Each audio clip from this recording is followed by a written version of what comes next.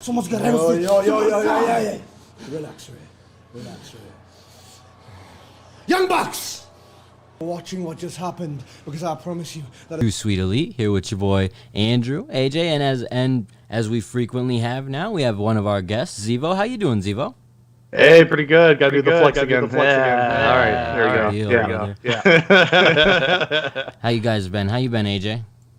You just got back from a good lunch, and you're muted. Come on, bro. Come on. That's the second time. No, I've been good, man. I went to the beach today. I ate at a beachside restaurant. COVID doesn't exist here. It's fine. Beachside, you're outside. That sounds good, it's dude. fine. Yeah, it's fine. So I'm glad you had a good lunch, man. That's a good enough reason for us to start a little bit later, as long as you enjoyed your meal, had some good fish and chips. So I'm gonna be boy now. I'm telling you. You're the beach brother, dude. You need to start change up your attire. Then I want to see the full Beach Boy gear by next week. All right. Hawaiian shirts. Happy to hear. Me, I've been busy, man. I've been real busy all day, actually. Finished up an article for WrestleJoy that'll be rolling out tomorrow, shining a light on Danny Limelight, so that should be a lot of fun. That was a lot of fun to put together. Been doing a lot of other graphic and stuff like that related to that, so been busy. You're a Blender man now. Yeah, I haven't gotten even mess with Blender because I've just been so busy with everything else, but... You're still more of a Blender man than I am. Fair enough, yeah. So, I've been busy, but I'm excited to sit down, take an hour to talk about AEW. There's been so much going on in wrestling this week. Typically, I'm tuned in during Wrestlemania week, but I had to... This weekend, I was so busy. I worked like 46 hours or something throughout 4 days. It was a blast, but I missed out on all of the wrestling. I missed out on Bloodsport. I missed out on RS Spring Break, like all that fun stuff, but we're still going to talk about a little bit of it today, so... Lots of wrestling stuff going on. Yeah, I missed a lot of it too. I was in Orlando hanging out with my uncle. And then I went to Disney Springs, and you're gonna be like, Disney. I didn't pay tickets. You're downtown Disney. It's just like the shopping area. Yeah, hell yeah. There's good restaurants and all there. It was great. All right. Yeah. I'll take your word for it. You got some backup on the Disney gimmick this time, brother. So we're good there. Let's talk AEW a little bit, though. AEW injury-related news. Apparently, Dax injured his elbow. He's been working injured, so they're not really sure if he's going to really need surgery. He's also the one who got busted open a couple weeks ago, I believe, so he's been getting beat up pretty bad. But it's interesting to see that he's just working through the injury. I think something had said he really wanted to do the tag match with Tully, so maybe they get through sort of the program. They're really in such a big program that I can't see him taking time off unless the surgery is absolutely needed. Yeah, because he's in such a big position now with the Pinnacle forming, and the FTR is the mainstay tag team of that division, so you kind of want them on the forefront.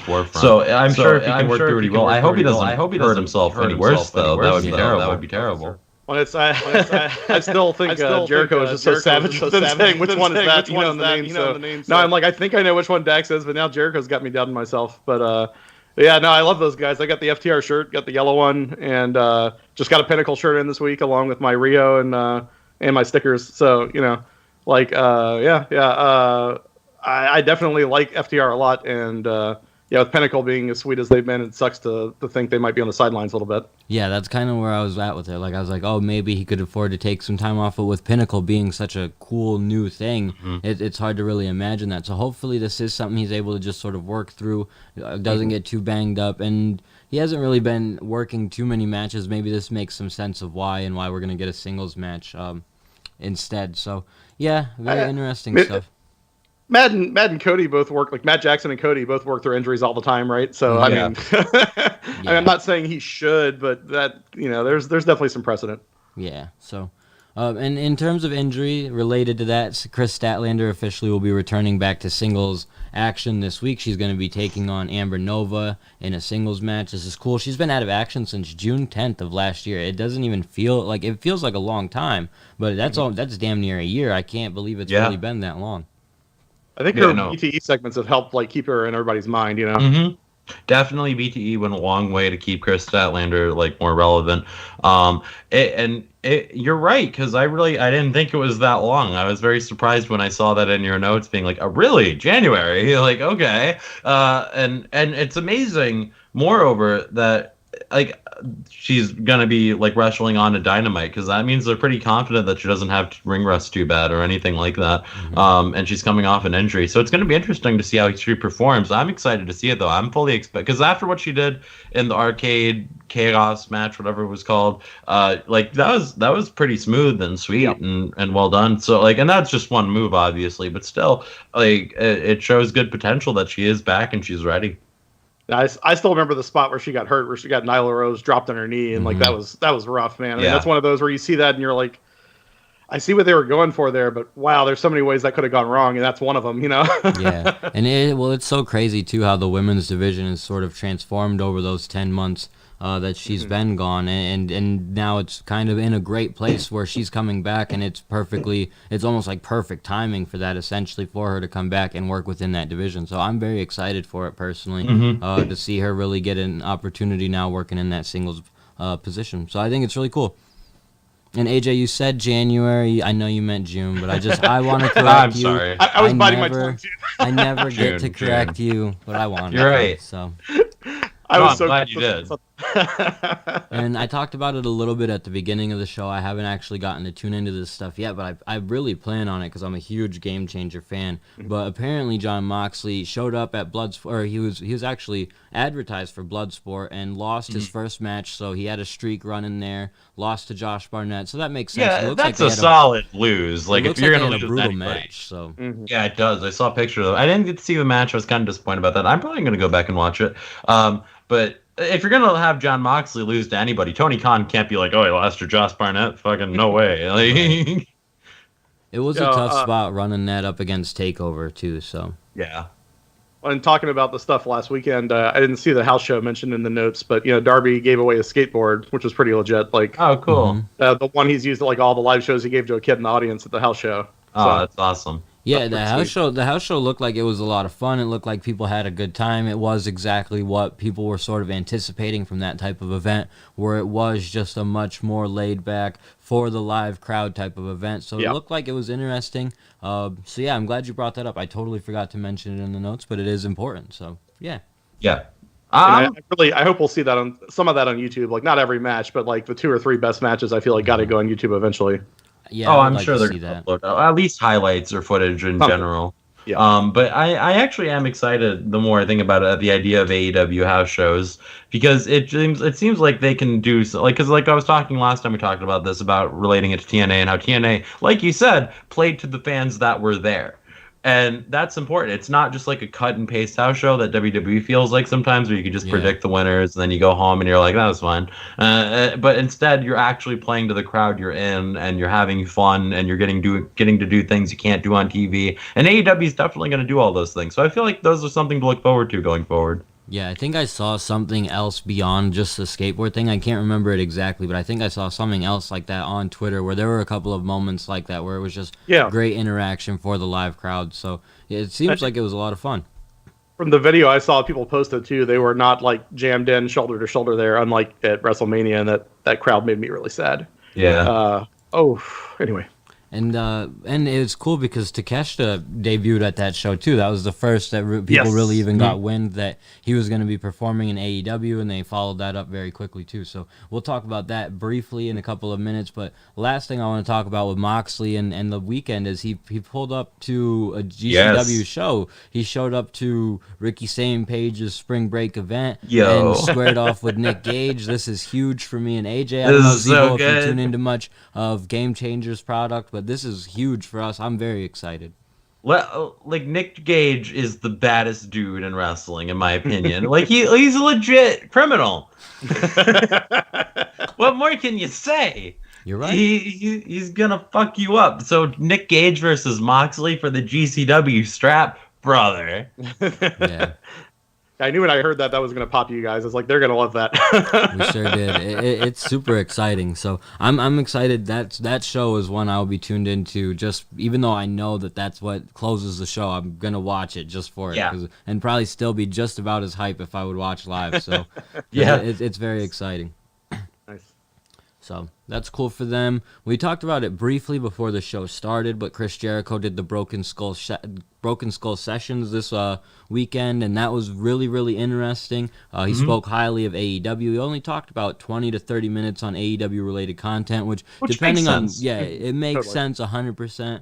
But it just depends on what you were going and expecting. If you're a diehard AEW fan, maybe you wanted more from that, because it was a 2-hour show, so there was a lot of time dedicated essentially just to his career, which I thought was pretty cool, but just a different take on maybe what people might have expected. But overall, I think it was pretty good. Xevo, you didn't get a chance to catch it yet, right? Well, no, and so I'm gonna, but I've heard about it, and like to me, it sounds a lot like the podcast he does with other people, where he's asking them about their career and wants to talk about the most recent stuff, obviously, but like dig into their history and everything too. You know, like yeah, he's got a lot to talk about.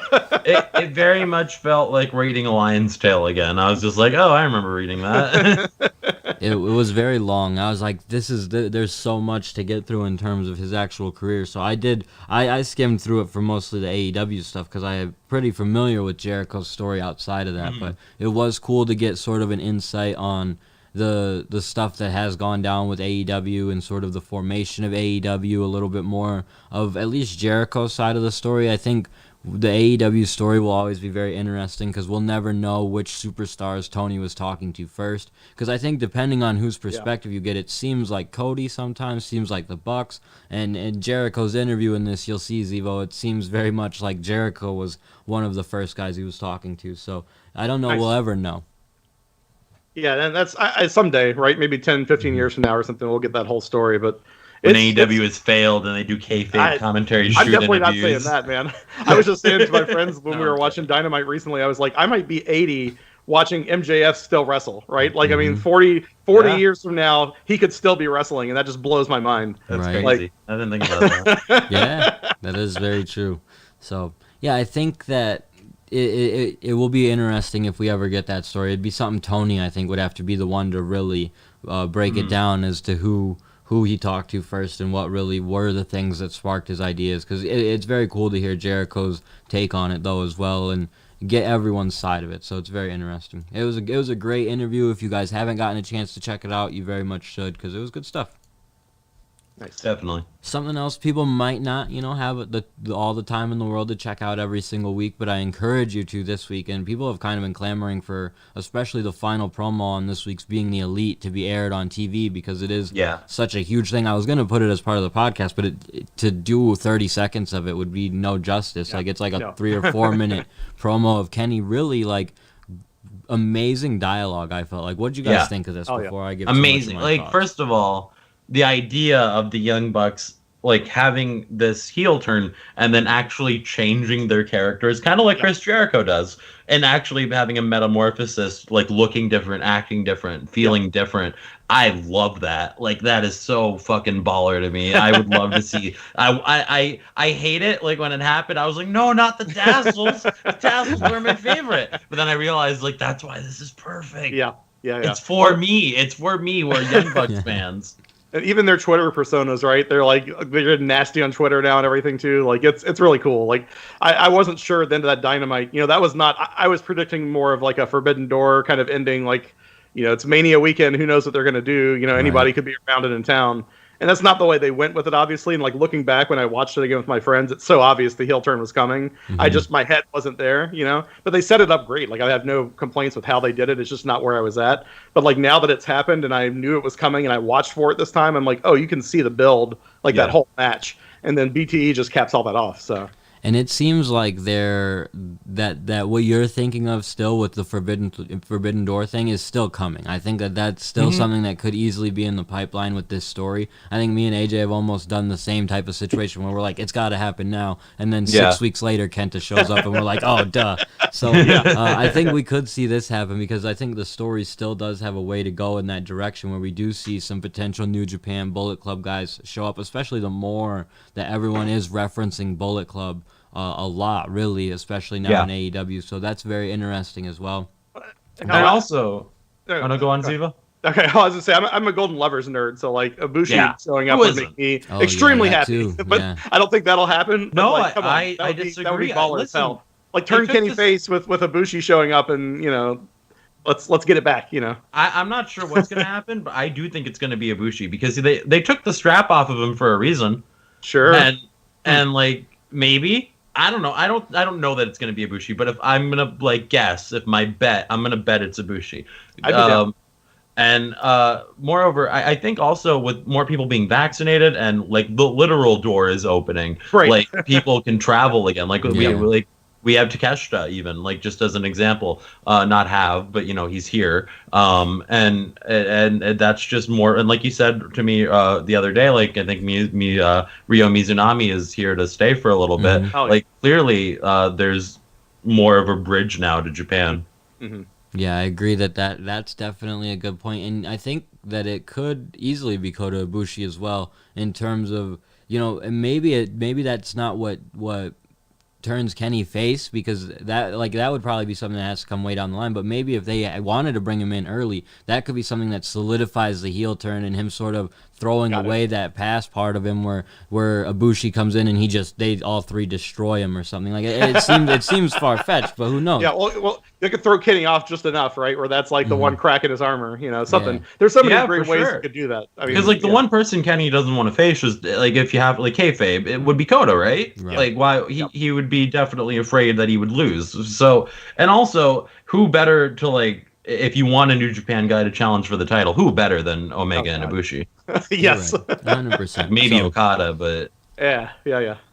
But I think that this week's Being the Elite did a great job at like putting in the backstory part. We got away from that a little bit of what we're talking about with the Young Bucks. No, we're good.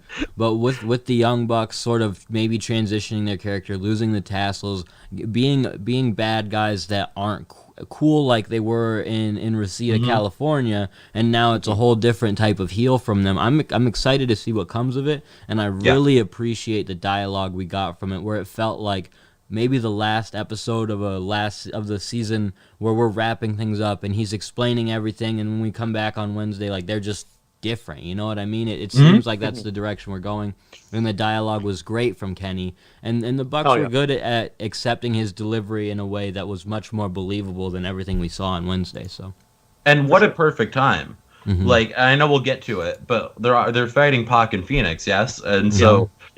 Like those guys are brutal heels. So like what beats a brutal heel? A worse heel. True. Like if they can out heel the two of the biggest heels in the company, then like that solidifies it to me. I agree with you. Yeah, on the vlog trip, because this also not in the notes, but I did finally catch a Sammy's vlog because they had the one where Paul White and Marco met, right? Marco met Paul White for the first time. And so I saw that preview and I was like, well, I got to watch this one. If I'm going to watch a Sammy's vlog, I'll watch this one. And that segment was incredible. Like Marco almost crying in front of Paul White, that was great. But then I watched all the rest of it, and some of it's still the same as I remember. Like it's a lot of Sammy pointing the camera at himself and goofing around. I mean, he got dental work done in the vlog in that same episode, for God's sakes. And like the quality of the video is just so low compared to BTE, like the lighting and the, it's like, looks like it's all shot on an iPhone, and it probably is, Yeah. But like, he's got a pretty nice camera. He showed it off a couple of times. Oh. There's definitely probably some iPhone footage as well that he gets from other people or maybe uses himself. So I feel what you're saying. I don't know.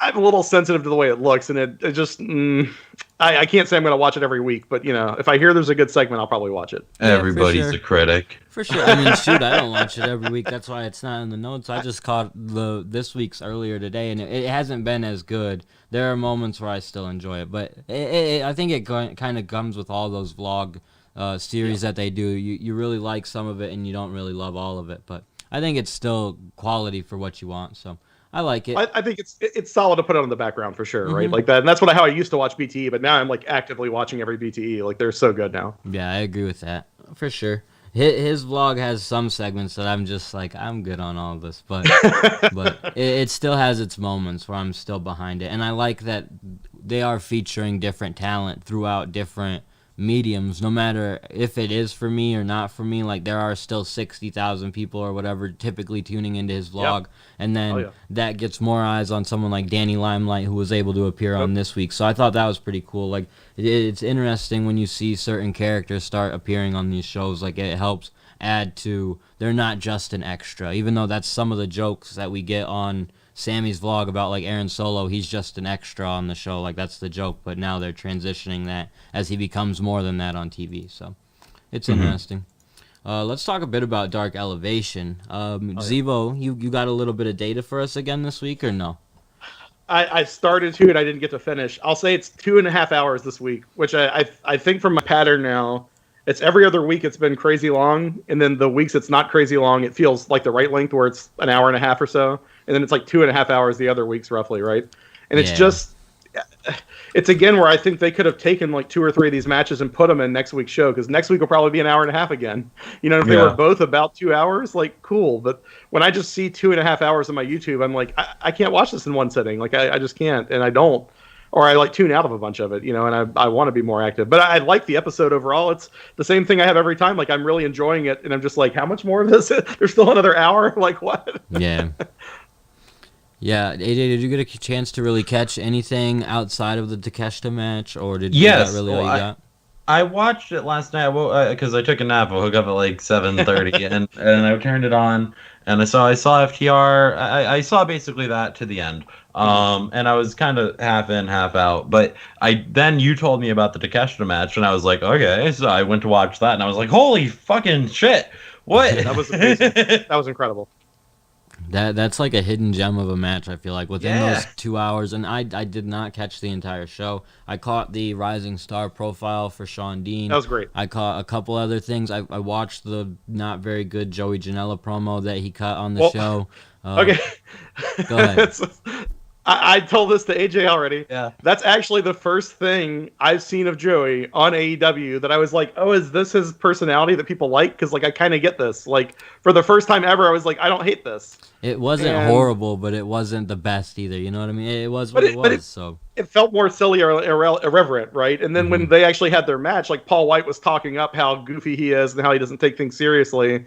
And I'm finally like, oh, they're selling Joey as the sort of, like, silly, horny stoner guy or something, right? And like, and I'm just kind of like, well, all right, but you know, it's something like that feels like more of a character than he's had. Yeah, so I agree with that 100%. I just think, and my biggest negative takeaway is with this being such a long show, of the stuff you could have pulled, this is definitely something where you take this off. The show it's just easier to consume. You know what I mean? But easily, and yeah, I'll say Sonny did not seem to be loving Sonny's half of that promo. So, no, yeah. You know, it was whatever. But I just was kind of like, oh, Joey's being a character for once, and not just like I'm a crazy guy, and then I'm done. Like, I agree with that. But I agree with AJ, and that's why I put it over so much that I told him, I was like, you got to watch this match with Takeshita, and it was a great match.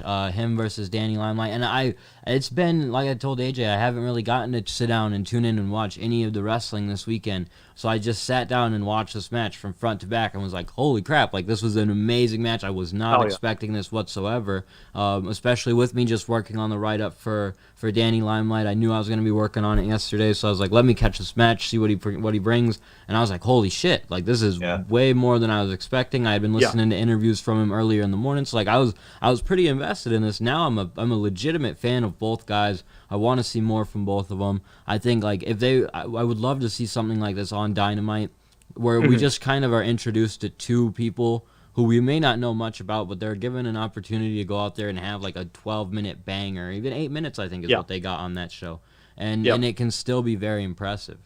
Yeah, I think I said that to you. I think like you could run a program with these guys and nobody would complain. Yeah, did you catch the angle later in the episode with Kenny? Mm-hmm. Yeah, where they set up the 6-man. Well, and Kenny initially set it up as a tag team match, and then Tony Khan caught word and set it up into a 6-man. So I'm excited to see that they're building something out of this. Yeah, I will be more fuel in the fire of the trios division coming when kind of question, right? I think if there's another night of TNT wrestling for AEW, like trios would take up a lot of that time. That'd be cool. You know. Especially just with how many stables they have now, it would make a lot of sense to introduce a championship like that where they are doing so many multi-man matches, because it just makes sense to feature the talent that way. So, yeah, I agree with you there. But yeah, I think it was a good episode of Dark Elevation. I don't want to give it too much credit because it was just too long overall for me. But there wasn't a whole lot that I would say was horrible or that I would get rid of or anything like that. Well, there's a couple matches I would switch off or maybe take off. But yeah. I think some of those could have been on Dark. It would have been fine. I didn't see, like, there was somewhere I'm like, who's getting elevated in this? Because honestly, going into the Takeshita Danny Limelight, I thought it was going to be one of those and like was pleasantly surprised by that. But I was like, well, Danny Limelight's going to get that win finally, right? And no. But it was a great match. So, for sure. I was pleasantly surprised at that one, but I was sure I knew how that was going to go, and it started and was very wrong. I had no idea, really. Like, I felt like, especially seeing that they had featured Takeshita on the house show, and he was someone new being brought in. I knew of his history with DDT, but had not seen anything with him. I was like, this could be something impressive. So I went into it with an open mind and still had my mind blown. So I'm glad that they threw that one on there. But I think that they definitely could have added some to Dark, but then the reason they probably didn't is because they have 16 matches lined up for Dark tonight. I was going to say the same thing. And that's it'll probably be 12 next week on Dark, right? So like, why are there 16 tonight? Like it is kind of confusing. It's just so much, like, so many matches. I get confused by it. We'll see how it goes. We'll see if maybe, I don't know. They might. I don't think they're gonna change up this pattern they've done at this point because we're 5 episodes into Dark Elevation and like I don't know how many episodes into Dark where we've done like 20 matches a night. So, it's something interesting. It gives us plenty of matches to pick for our Dark sleeper picks. Let's see what you guys got. Xevo, what do you got for your Dark sleeper pick this week? Well, I saw your guys' picks, so that helped me because I would have picked some of the ones you were going to pick. But of the stuff you didn't pick, my favorite of the sort of, I like both of these people generally, and I will be interested in this match is Matt Sydal and Luther. Like, Luther's a dude who gets almost no play outside of Dark except to be like a random villain to -1 or whatever, but it's going to ruin his birthday cake. Right. But I like Luther. Like, he's just like classic dude that I think is still doing some great work, and it's nice to see him get a feature. And Matt Sydal I think is great. Mike I can do without, but Matt's great. Wow, I like Mike. So that's been my joke in my group of friends is like he is now unsubmittable because he's a yoga instructor and he's got such flexible joints. Back in the day, he used to do contortionist shit where you would like literally snap his elbow away. But I just like that the new gimmick is everybody tries to submit him, and it's like, no piece of yoga instructor. You can't submit a yoga. He's supposed to be fire if he has yoga. We all know this. Right. But no, the other one is Cajun Starks versus Carly Bravo, Dean Alexander. Like, we know who's going to win, but I want to see the story there, right? I mean, that's a story match, and I've been impressed with the last couple of weeks of Dark that they've done story stuff, like both video packages and promos and in the matches, like been telling story that actually plays out for the next Dynamite. So they've been feeling more like important to watch, especially for the big names recently. So I agree. What about you, AJ? What do you got for your AEW Dark sleeper picks? I picked Lance Archer versus Cole Carter. Do you know why? Because your boy is Lance Archer? I don't know, bro. No, because I like yes, but also because I like watching Lance Archer throw people around and beat them silly. And that's what I expect to happen. The best is when he just completely squashes somebody in 90 seconds or less. And lately that's been the thing on Dark. There's like serious squash matches. So it's like 16 matches, but it'll be shorter than Elevation sometimes because they're like 3 and 4 minute matches max sometimes. Yeah. I like the part where he does the claw and then smashes their head over and over so that they can't get pinned. I got to say, you guys actually originally tuned me into him not being a great promo, like back in the early COVID days when he debuted, right? And I didn't know much about him, and I was like, yeah, he is a little weak on the mic, but hell, he's got Jake the Snake, so who cares? But like now, they're getting him better and better on mic, right? He's getting more practice. He's doing some sick promos. I legit think Christian Cage is going to pull him away from Jake the Snake, and that's why they're giving him more time on mic because he's not going to be able to lean on Jake the Snake. So while he has Jake, he's got to like practice and get it up there because he's going to be on his own soon. That does make a lot of sense. That's why he's doing a lot more on his own on the mic. So that would be interesting, especially then if Jake just ended up with someone else or something. So yeah, very interesting. I think you're right. In terms of my sleeper picks, I got a couple this week like I typically do, but the big one that I'm interested in is Britt Baker versus Shauna Reed. Britt's just going to be stacking up the wins. So, I mean, I guess there's not a whole lot of story to that, but it's cool to see Britt on Dark and them kind of following up with what she had said. Another one I'm interested in, Maddie Rankowski versus Kylan King. This is just one where I have no idea who's set up to win this one. Yeah. Very interesting. Two totally different. Like I've seen both of them featured on Dark before. Which one of these two is going to be the next featured woman is kind of what it feels like they're setting up here. So I think it's Kylan King. Like with her having the big swole and Red Velvet, featuring it all recently. I legit like Kylan King a lot too. I don't just like Maddie Rinkowski, but like Kylan King has got such a cool look. And when she's like an extra on the sidelines, I always pick her out of the crowd. I'm like, oh, Kylan King. And before she was getting on Elevation and all, I was telling my friends, like, oh, yeah, I know her. She's cool. You'd like her, But now she's getting a little bit more, and I like that a lot. So that was going to be one of my picks, by the way, but you had taken it. So. And then finally, of course, I want to see Aaron Solo versus Fuego del Sol. Wrote a couple of pieces about both of them, so I'm excited to see where they're going. Solo is just someone I'm very interested in with more they've been doing with him over the last couple of weeks. So good stuff there. I was actually going to say that too, but you picked it, so I was like, I'll go with Lance Archer anyways because I like Lance Archer. But just to be clear, we just named 5 matches on Dark that all should watch. Yes. Yeah. And what did you guys think of the factory stuff on Elevation this week? I must have missed it. I missed it, yeah. So they're building the story that QT Marshall's new thing is called The Factory. So he's dropping the Nightmare, and it's just Factory now. It's his team is The Factory because there was paint thrown on Dynamite on a Nightmare Factory shirt, and so it became just Factory, and so now their shirt has the paint on it, and I was kind of like, all right, you guys are overtelling the story a bit, but all right. But no, but like, that's a cool build, and Solo's, part of that whole thing, so, right? Yeah, I like that, and the funny thing about the paint is it was just, I don't think it landed how they wanted it to. No, it didn't. I mean? Poor Camarado, I was like, you only get one shot at that one, and that did not land. They absolutely could have retaped it. I do not know. You want them to wipe all that paint off? And... Another shirt. Get another shirt, man. you just take a mop and whoop, and do it again. It was. I was like, nah. That they definitely wanted that to be better, but they got to run with it, huh? That's tough. Check out QT's video package though, explaining the factory and everything. It was not bad. Like I'm not a QT Marshall fan, but like it was not bad. So I'll have to check it out. I like what they're doing with that group of people, so I'm glad that they're featuring them on different platforms as well. So. Good stuff there, and that's what happens with the 2.5-hour show. I don't know that there will ever be a week where I catch everything from AEW, all the vlogs, all the. It would be a challenge, and it's not even to say that they do too much. If I did it, I would do it as a challenge. Yeah.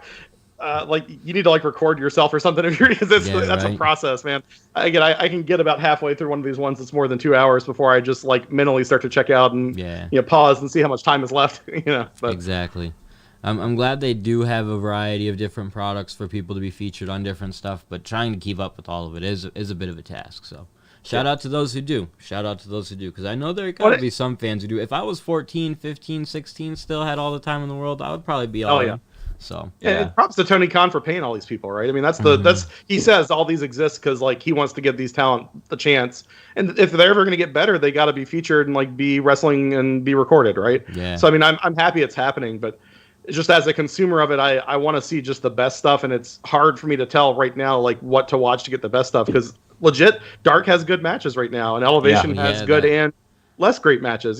So I mean, it's it feels like you got to kind of pick and choose even what you watch between them if you're gonna want to see just the best stuff. Because and even sometimes Dynamite has not bad matches. I'm not saying bad, but you can get stuff that you would potentially see on Dark or Dark Elevation on Dynamite. There's not necessarily much separation between the three, except for you're not gonna get just those super lower card people on Dynamite. So. Totally. Let's talk about Dynamite, this week's match card. We'll run through it, see what everybody's thinking. The first match we have lined up on this card is Chris Jericho taking on Dax Harwood. Mike Tyson's going to be the special enforcer. So I guess I thought earlier in the show I was talking about how Dax wasn't in this match. I was incorrect. Dax is in this match. Thoughts on this? Kind of interesting because what we talked about earlier, that they're using Dax and not Cash. But I get it. He was I think he was coming more at Dax, but I don't know. This is going to be good. Undoubtedly, it's going to be a fun match to watch. Also, Mike Tyson's going to be involved. They have drawing power there, so that's good. If I don't know if this card is correct, but if this goes on first, that might be smart to have you tune in and see Mike Tyson.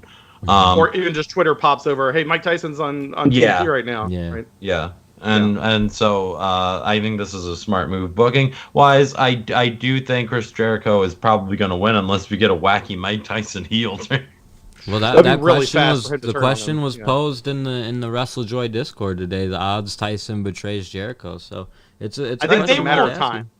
They won't make him fight Jericho and then have him be friends with Jericho just to fight Jericho again. Maybe that's the idea, bro. Jericho's the most bipolar man ever at AEW. MJF paid him off this week. Mike Tyson's a businessman before he's a friend of Jericho, so maybe he takes the cash. It was a long con the whole time when he came out to defend Jericho. He was already working for MJF. He was already paid for him, but Sean Spears was the guy. Yeah, Sean Spears didn't know. That's why he's the only one who got punched, dude. It was MJF putting Sean Spears in his place, He got jumped into the group. That's all it is. I don't know. I think this should be interesting. Too, by the way, it hurt me last week. Fuck yeah! I like Sean, man. Chairman. That's one of the first people whose nickname I knew in AEW because everybody at work was like, "Oh, it's the chairman," and I'm like, "What is he's like? He's the Vince?" No. He took a chair to Cody. I'm like, "Oh, I like this guy. All right, sweet. I like that." Fair enough. Yeah, why does every one of Cody's best friends always turn on him? It was Sean Spears, then it was MJF, and now it's QT, right? Cody just shouldn't have any friends. He's just unlikable. I think that's I get that theme a lot. So some people, you either love Cody or you don't. I think that's the way it goes. I didn't tell you guys, he went to my high school. Oh, really? That's cool. 5 years behind me. But we went to Lassiter High School, which was weird when I watched the first episode of Dynamite, and he's like, "Yeah, he's from Marietta, Georgia. Went to Lassiter High School," and I'm like, "What?" Hey, same. I'd never do that. I was like, "What?" This show is dedicated to me. No, that's great. I feel you. Then next on the card, we've got the Young Bucks defending the title. I don't imagine this is going second. This will probably be the main event, but they'll be defending the titles up against Pac and Rey Fenix. This should be a banger. I'm expecting this to get plenty of time and be an incredible match. Absolutely. This is going to be an amazing match. Like I said earlier, I kind of explained my thoughts on it. I shouldn't have, but I did. I just think the Young Bucks are going to out-heel Rey Fenix and Pac and just be completely different characters. I think this is the beginning of the metamorphosis. So I'm excited to see this one. I do hope it's the main event, like you said. I think it should be. This is going to be, like you said, a banger. I have a different theory in the main event because of the next thing we're about to talk about. But I'll say for this one, I actually wonder. We've seen Pac, we've seen Phoenix and Penta get broken up before, right? And I wonder with the Christian Cage angle if he's not, because I feel like Christian Cage's thing seems like it's going to be tell the best talent in AEW who aren't getting enough attention that they're the best and they should be getting more attention. Because right, he's done that already now with Archer, right? And I feel like Phoenix would be the next guy I would approach. Phoenix is, to me, makes almost everybody else look better and is incredible. And is kind of always in the shadow of being a tag team guy. And the few times he's done so, his match with Kenny the start of the year still might be my favorite match of the year. And I don't know if Christian Cage is going to keep doing that, telling people they need to be better and get more time. But Phoenix would be the next guy on my list for sure. Sure. What do you think, AJ?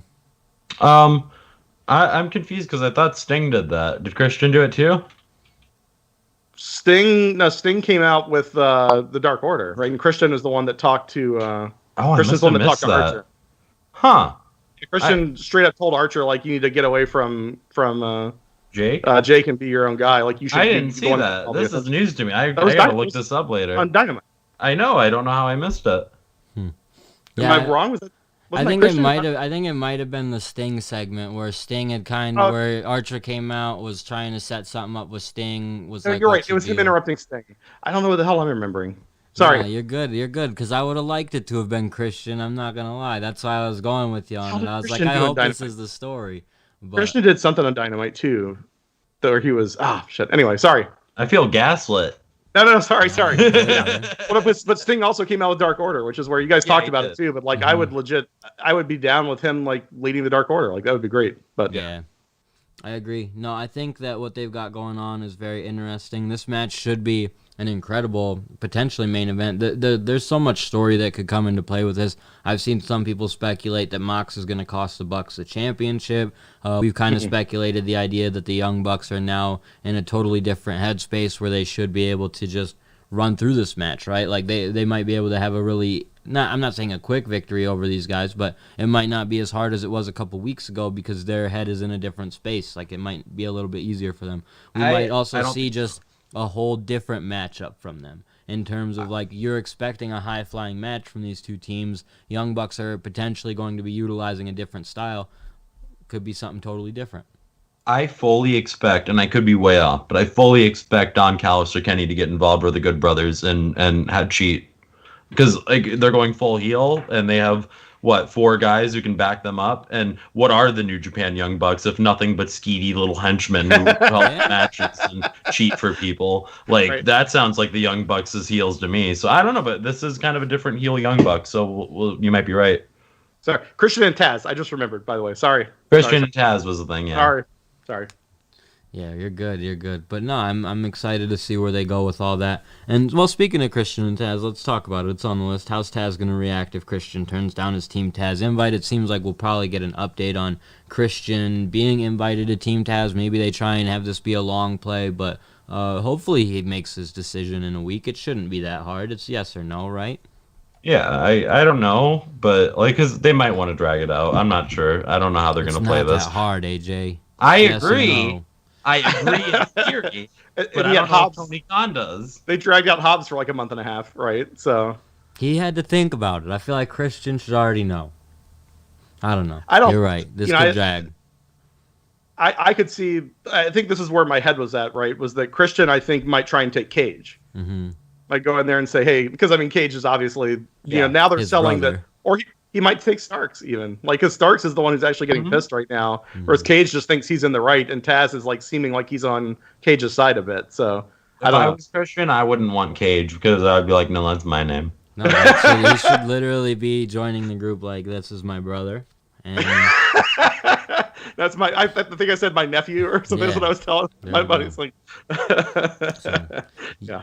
I don't know. It'll be interesting if he does join, because I feel like at that point you have to address the Cage thing, even if it's just like, this is ridiculous. But I don't know.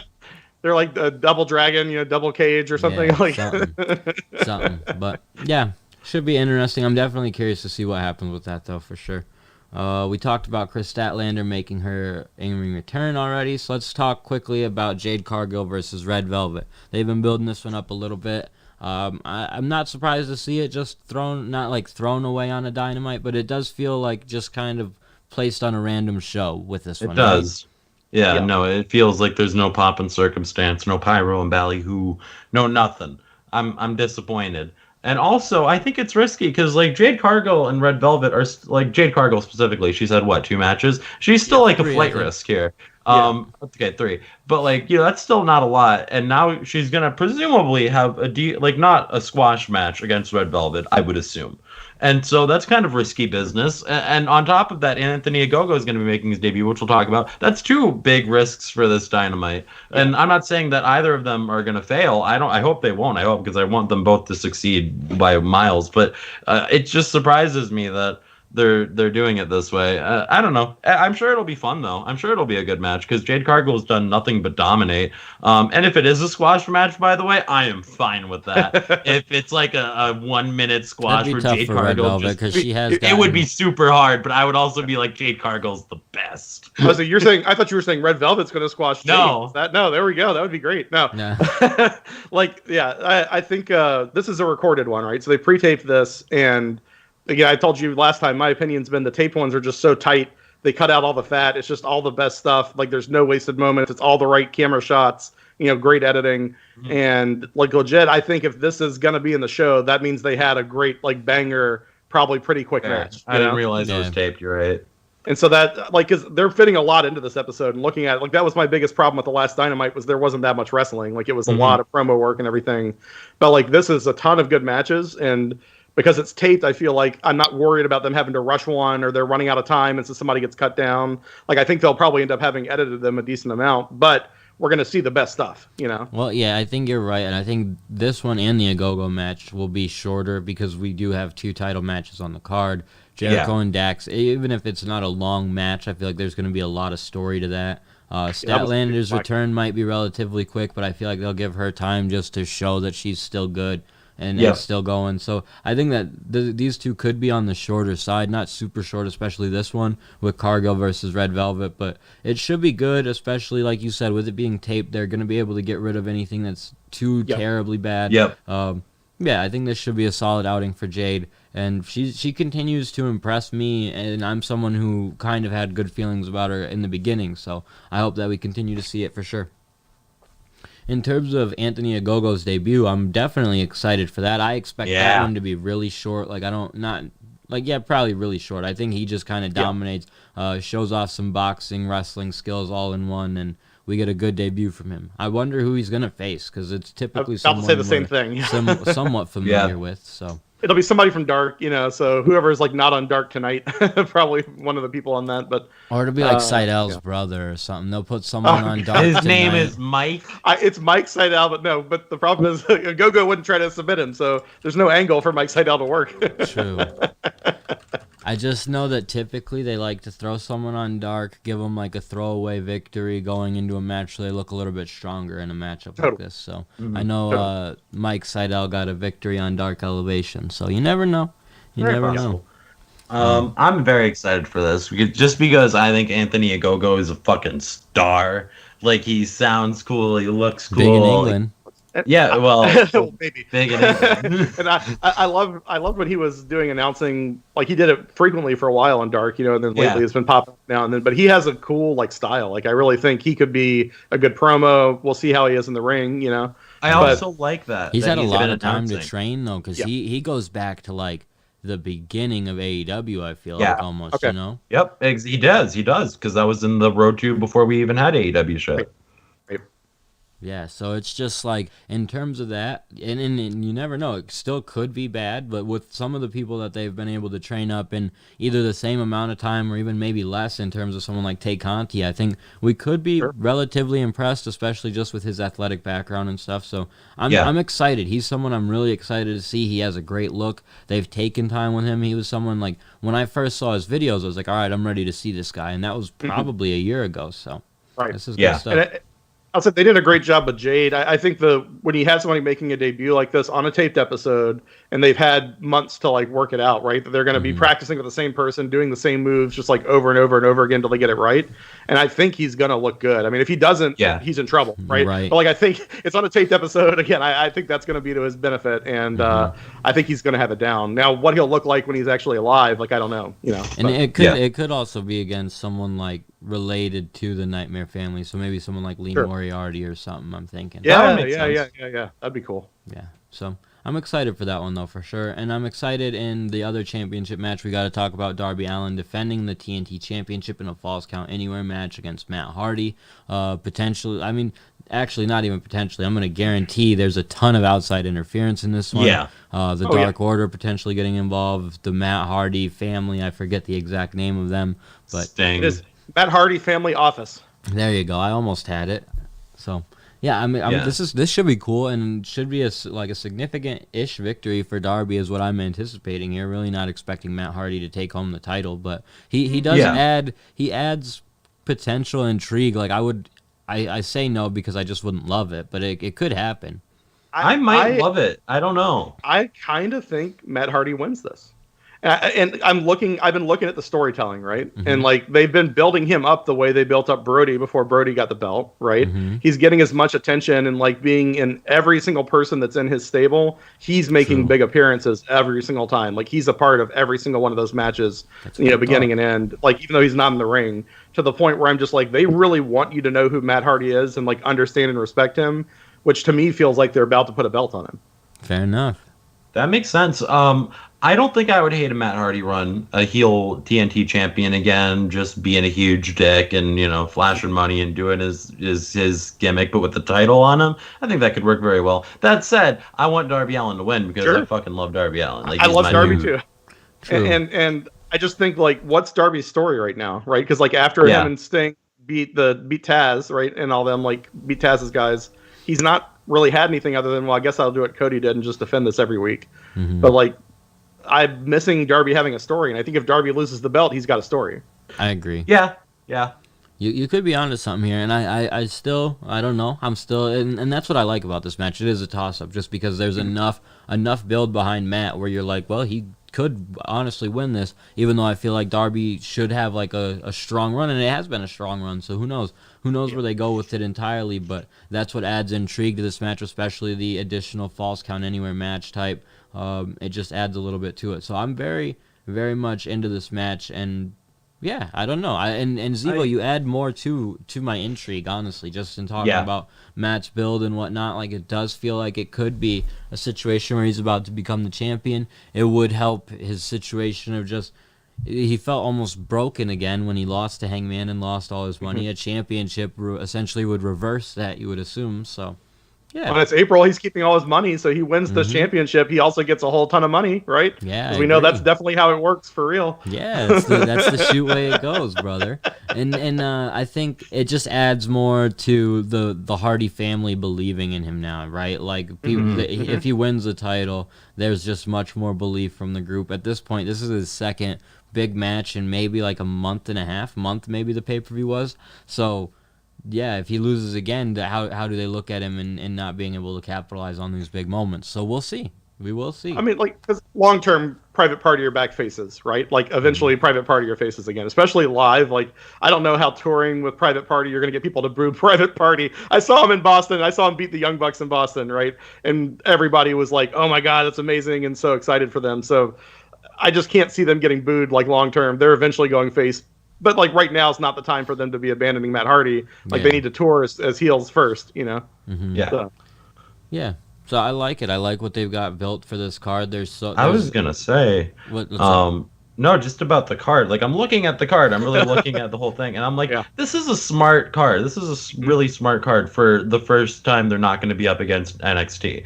Because you have Chris Jericho, you got the Young Bucks, you got one of FTR, you got new faces who, even as regular AEW fans, we haven't seen a Go-Go wrestle. So, like, really fresh faces, and fresh faces in Red Jade Cargill and Red Velvet. You have somebody making a return. And then obviously we're gonna have promos from guys who everybody loves, and there's only one person, and I'm sure he's gonna be on the show in one of those promos that I could think is missing from this card for people who are probably gonna tune in, maybe some for the first time because they've always been watching NXT, is Jon Moxley, but I'm sure he's gonna be in a promo talking about how he's gonna kill the Young Bucks. There's a little Moxley, Sting too, right? little Sting, a little Kenny missing from this. So. Yeah.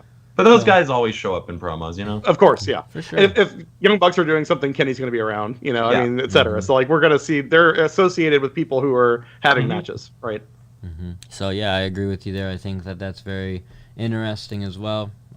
This is a solid card. You mentioned, like, Jericho being involved, also Matt Hardy being involved in a title match, like just familiar, legendary faces, you could say, like and putting Darby against Matt Hardy makes a lot of sense. Hell yeah.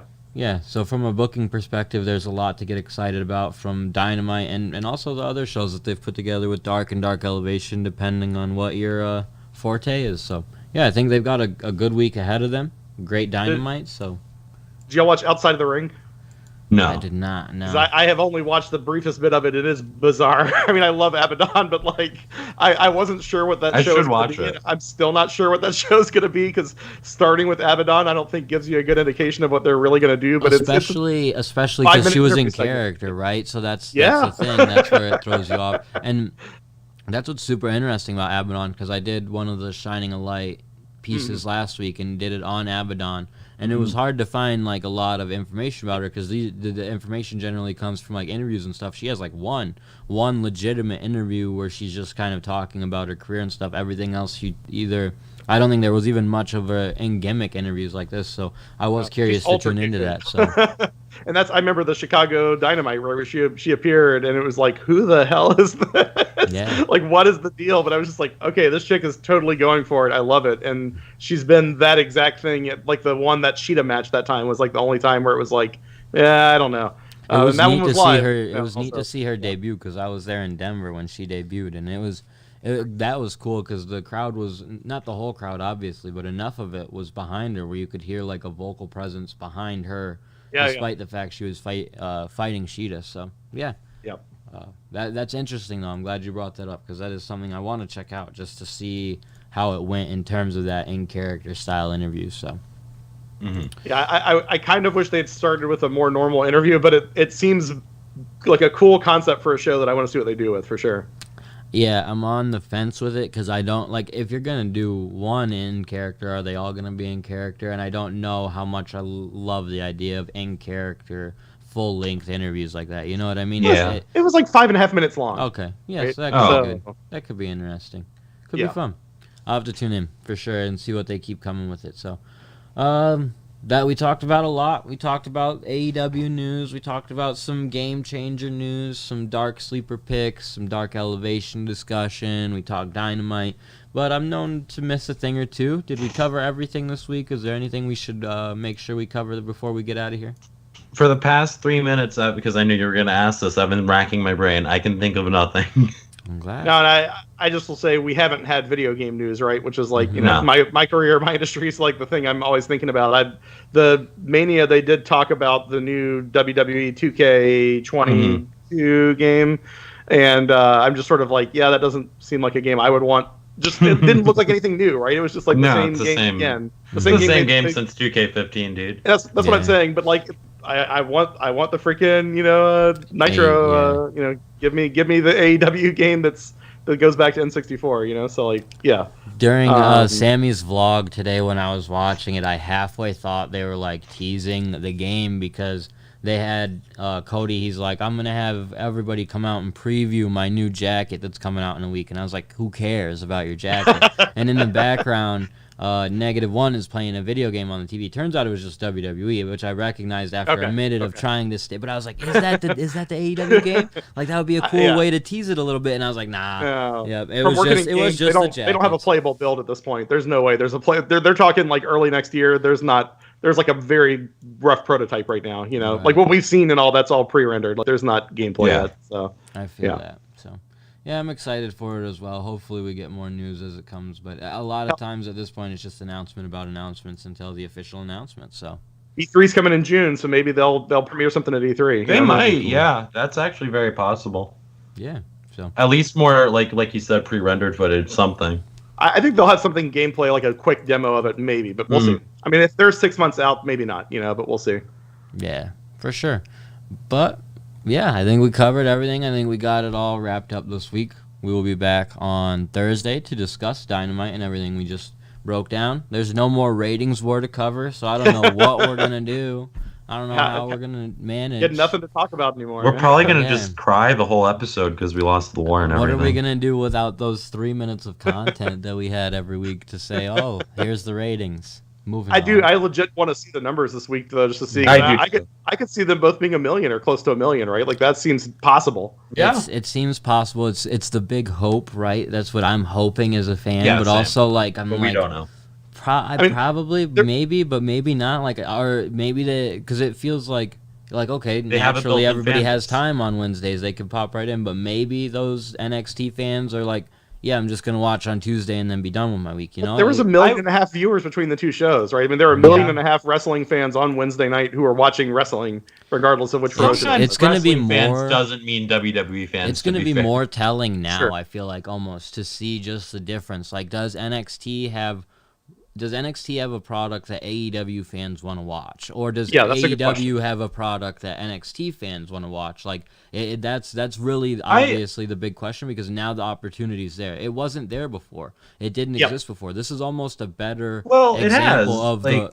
Well, I mean, yeah, it has, but if you're people are kind of diehard to one or the other, you know what I mean? Sure. Yeah. Even the instance of us, like we pick AEW over NXT, even when there's NXT stuff we would like to watch, and maybe that's just because we cover the product.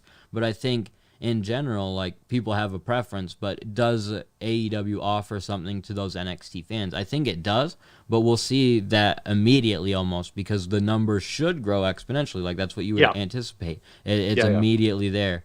But if they just are like, yeah, it's always been there, I just don't care, then it's probably going to stay relatively the same, which is fine unless NXT has a product that AEW fans want to see, you know? Like, well, that's what's going to be very interesting to see. Well, that's what I was going to say. Like, at least on the NXT scale, when NXT did those Tuesday shows, I went out of my way to watch. Yeah. Mm-hmm. And I'm gonna watch tonight's live, right? And I usually have plans on Tuesday nights and won't be watching it every week, but like tonight I don't have plans. Yeah. And I probably will watch it, live tonight. And so, I like the move. We talked about this last time I was on. Like, I'm happy it moved. I didn't care that there was a ratings war, but I like the opportunity to watch more wrestling.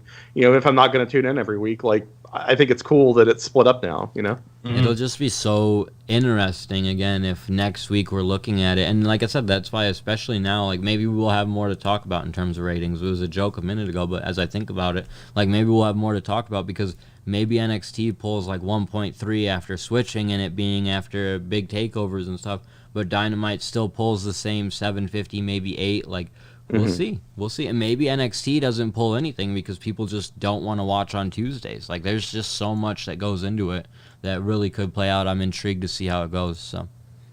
Yeah, no, it's going to be interesting no matter what happens. Like, because it's going to give us kind of a baseline. So, like, that it is going to be interesting for our podcast Thursday, I think. I don't think it'll be a weekly thing you care about, but, like, for sure this first week at least, that's going to be interesting, and maybe, like you said, next week. But yeah, at first it's definitely something. I think down the line it's gonna easily, you'll be able to see what's going to happen, I think, after the first couple weeks. It's either going to be a thing or it's not. And so... yeah, I'm still excited to see how it goes. I'm excited that there is an opportunity to watch NXT now. So, yeah. That is everything, though. We are wrapping things up. Xevo, let them know where to find you and where to find your new game that came out this week, right? I appreciate it. That was last Thursday, actually, so that was a good call out there. It's my games 3 out of 10. We're free on the Epic Game Store, Season 1, Season 2. You can go to 310.show, 310.show is the actual website that works.